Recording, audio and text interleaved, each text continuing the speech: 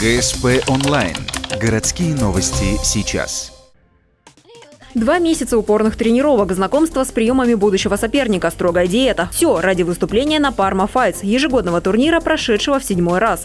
Локация привычна – Сыктывкар. Главная новинка – статус. В этом году Parma Fights прошел как международный турнир.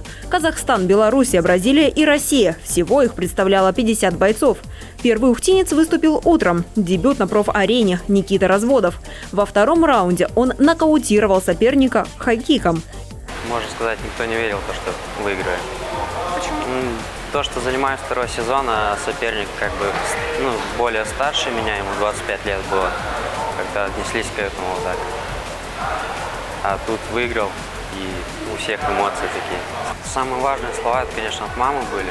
Мама, правда, не знала, что я выступал, только когда я выиграл, я сказал. Вот, она поздравляла меня. Во время боя его секундировал один из тренеров клуба «Нордланд» – профессиональный боец Андрей Селецов. В это время второй тренер Никиты, Сергей Лысенко, готовился к своему вечернему поединку. Помимо эмоционального настроя, он возвращал вес, ведь ко взвешиванию похудел на 7 килограммов. Селецов настраивал Сергея. Соперник будет бить размашистыми ударами по затылку. Сергей вышел, как бы говорю, то есть попал там на болевой прием, на удушающий. То есть в это время там я в углу сидел, сам там не сидел уже, стоял, кричал. Я не знаю, что только не делал в этом углу. Это очень тяжело, когда твой, не то что боец, там лучший друг в такой ситуации, ты как бы сидишь рядом, не можешь помочь ему. Ну, бой на самом деле был очень скоротечный. Все завершилось в первом раунде.